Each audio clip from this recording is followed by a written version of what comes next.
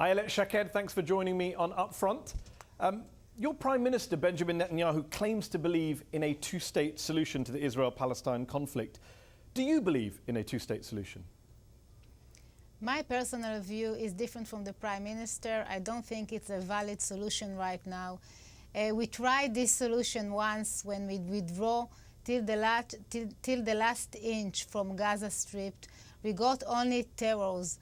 The Palestinians, unfortunately, instead of building a Gaza Strip as the Singapore of the Middle East, they choose the terror path and just build tunnels to our village and rockets to our towns. I don't think it's a valid solution right now. So what is your solution? However, my Prime Minister suggests to Mahmoud Abbas to start talking again without precondition state, and so far we didn't see it happen. President Obama says he can't see how Israel survives as a democracy without a peace deal, and also says the window is closing on that two-state solution. You're in New York, you've been at the UN. What's your response to President Obama when he says that to Israeli ministers? Look, the problem in the Middle East is not the Palestinian-Israeli conflict. Right now, I think the status quo is the best option for everyone. Keeping the occupation going is the best option for the Palestinians. It's not occupation, by the way. Judea and Samaria is a territory under dispute. We can talk about it. In Area C, for example, there are 400,000 Jews and 90,000 Arabs. A visible solution is that Israel will annex this area, and area A and B in the far future will be part of confederation with Jordan. But they don't want to be part of a confederation with Jordan. They want to independent state. We need to understand what's going on in the Middle East today. The national state, as we know them from Sykes-Picot Agreement, are collapsing. Syria, as we know, is no longer exist. ISIS taking over territories in Iraq, in Syria. From every territory that the West has been withdrawn, Islamic terror. It is, because we tried it once in Gaza. So and you we want got to rule over the Palestinians forever? We tried it once in Gaza. I'm not going to try it again. So you want to rule over them forever? You should see what happened around us in the Middle East. And by the way, we are not ruling them. We are not ruling them. There is the Palestinian Authority. They are ruling the Palestinians, and the world considers the Palestinian territories to be under occupation. The world, according to the international law, those areas are areas under dispute. Well, actually, they're under occupation according to the UN. Let me ask you this, Ms. Shaked. Palestinian President Mahmoud Abbas said at the UN this week that he's no longer bound by any agreements with Israel because he points out that Israel hasn't honoured any of those agreements from Oslo to the roadmap. Why should the Palestinians continue on with this charade of a peace process when there is no peace, there is no process from your end? Mahmoud Abbas used yesterday the stage in the United Nations in order to spread lies and anti-Semitic statement against Israel that encourage incitement all over this area. Okay, you're not answering my question. I'm not sure how he was anti-Semitic. But why should he be bound by agreements that Israelis don't honour? You yourself started this interview saying you don't believe in a two-state solution. So why should he honour it? It's not us that we don't honour the agreement. You said at the beginning of this interview, Ms. Shaked, I don't believe in a two-state solution. I said that it's not the right solution. However, so why should he be bound by it? Israel government is respecting the agreement that it has been signed. When you double the number of settlers since Oslo, is that respecting an agreement? Excuse me, there is no agreement in which Israel is not allowed to build in Judea and Samaria. So the Israelis have never promised not to build settlements? The Palestinian Authority bypassed their obligation by going to an international forums, and in reality, it doesn't give any results in the field. If Mahmoud Abbas wants to talk to our Prime Minister, he knows how to do it. You mentioned there's nothing stopping settlements under any agreements. Many would say, let me ask you the question. Let me ask the question, then you can respond. No. Okay. Let me finish the answer, Please because do. you asked already one question. The Jewish people has rights to settle in Judea and You say they have Samaria. right. Okay, so let me ask the question then. You've made that point. Let me ask the question then. You say they have rights to settle in what you call Judea and Samaria, the world calls the West Bank. The French judge who led the UN mission in 2013 said that settlements clearly violate the law and could be prosecuted as a war crime at the International Criminal Court. Are you worried about being prosecuted as a war criminal for your support for settlements?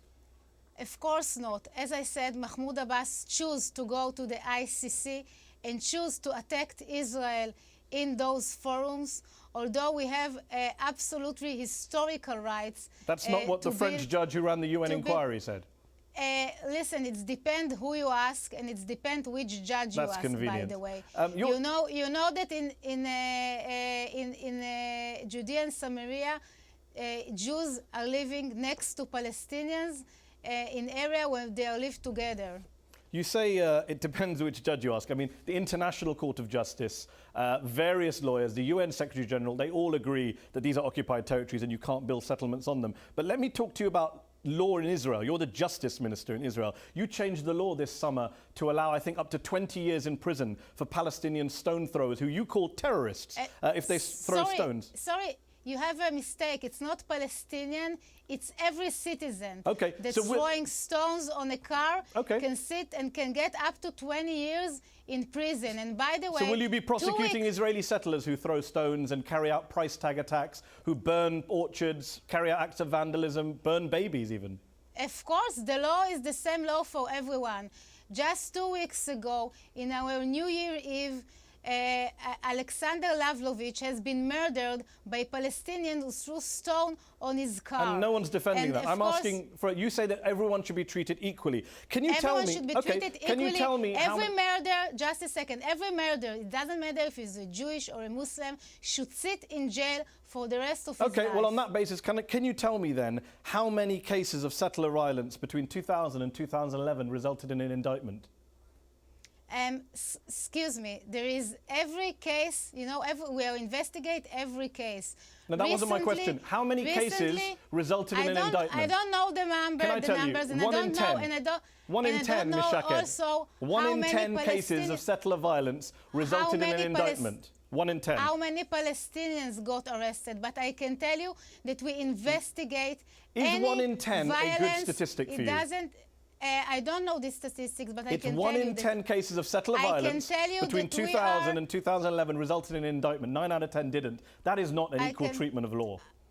Excuse me, I think you're totally wrong. We'll put any Those are the figures from Israeli human rights groups. Any violence against Jews or against Arab. I can tell you that we took some very, very extreme step recently. Very, very extreme step. We use administrative detention against Israeli citizens because of this violence. You say that, so but Israeli government doing a very, very serious effort. You say serious effort. You say serious effort, Ms. Shaked. Yuval Diskin, who I'm sure you know, former head of Shin Bet, no dove him. He said in August, anarchistic, anti-state, violent and racist ideologies have been forming in Israel over the years, and they are treated tolerantly by the Israeli legal and judicial system. That's the former head of Israeli Secret Service. This is totally not true. As I said, he's the former head of Shin Bet. Surely he knows more than you do. And I am the Justice Minister, and I'm telling you. With respect, you've been Justice Minister for 6 months. He was head of Shin Bet for 6 years. You're not letting me finish. Well, deal with his quote. 20 minorities of extremes, Jewish, who are acting in violence. They will be arrested. And he says they are. He says they've been tolerated by the Israeli government. It's possible. It's totally not true. The Israeli government should really talk to the former head of Israeli security who says you're wrong. Anything in order to assure a peace life of everyone. It doesn't matter if it's a Jewish or Muslims. While on the other side, the Palestinian Authority use a very, very anti-Semitic and in very violence against Israelis. You don't agree. By the way. You don't agree with Yuval Diskin, clearly. You say he's wrong. Let me ask you. I don't. Okay, well, let me ask you about the president of your country, the Israeli president, Reuven Rivlin, who said it's time to honestly admit that Israeli society is sick and it's our duty to treat this disease of racism, of xenophobia. Is he wrong as well? Because we are fighting the minorities in Israel who are racist, but the Palestinian Authority doesn't. The Palestinian Authority Okay, with respect, I'm not asking you about the Palestinian Authority. You're not Palestinian. I'm asking you about Israel. I want to tell you, of course Israel, you want to talk about the Palestinians. I'm asking you about the Israeli president. He says your society is sick. I'm proud in what my government is doing in so order is the president wrong? Is the president of Israel wrong? No, the president knows exactly that we are doing all the right steps in order to ensure that no violence will be occurred, no matter if you are Jewish or if you are a Muslim. And we have a law in Israel. According to the law, everyone is equal. It's good to hear you say that. But acting according to that. It's good to hear you say that. Before we finish, in the middle of last summer's Gaza conflict, as Israeli forces killed, I think, 500 Palestinian children, according to the UN, you posted an article on your Facebook page. You shared an article which referred to the entire Palestinian people as the enemy. It referred to Palestinian children. Hold on, let me finish my question, and then you can answer. Let me finish my question, and then you can answer. Well, you're not letting me ask a question. It referred to Palestinian children as little snakes. Is that not a call for genocide, for child murder?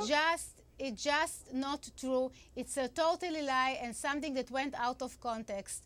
I published an article that someone else wrote during the second Intifada, and I remove it. Now, if you want to talk to me what happened about 2 or 3 years ago, why you are not asking about the 2 kids that were kidnapped and murdered by Palestinian murderers? Of course, why we all condemn Palestinian murderers. Why you are not but I'm asking you about Daniel, do you believe that small kids? Do you believe Palestinian children are little snakes? It's a simple question. No, of course not. So why publish an article which said that? It is totally lie and it was something that was get out of context. And so it didn't say little snakes. Now what you no, didn't say little snakes. It didn't say that. I never said it. No, did the article say little snakes? I never said it. And now what you need to ask the people is why those kids, the Israeli kids, are being murdered and no one cares. Daniel, 4 years old kid, has been murdered in that time cares. Because the whole world doesn't care because the rocket shoot his house. I think the Palestinians would argue no one cares about their deaths, which are more numerous. One last question. One last question. Then you say, we do. Okay, believe me, we want to live in peace in the Middle East. Israel is never seek for a war. We all care. You're here as an Israeli minister, so I'm asking you about your actions and your words. Let me ask one last question. I know you have to run. Let me ask you one last question. Your husband's an Air Force pilot, and in a TV interview you did in 2012, you were asked, when your husband, the pilot, when he's up in the air, do you hope he'll be pounding the Arabs hard with bombs? You laughed and said yes. Many would say you seem to get a thrill out of killing Arabs. I'm not talking about my husband. It's not relevant to this interview. But you did laugh and say yes when you were asked that question. No. It was on Channel 2 of Israeli television. I'm not talking about my husband. I can tell you. I'm not asking about husband. I'm asking about you. When you were asked about Arabs being pounded with bombs, did you laugh and say yes, as you did on Channel 2 television? I'm not talking about my husband. He is a private man. I'm talking about the policy of the Israeli government. Israel government seeking for peace. The Palestinian Authority, unfortunately, encourage terror. This is the difference. When we have minorities that seek for terror, we will do everything that needed in order to arrest them and bring them to a trial. This is the difference. Ayelet Shaked, thanks for joining me on UpFront. Thank you very much.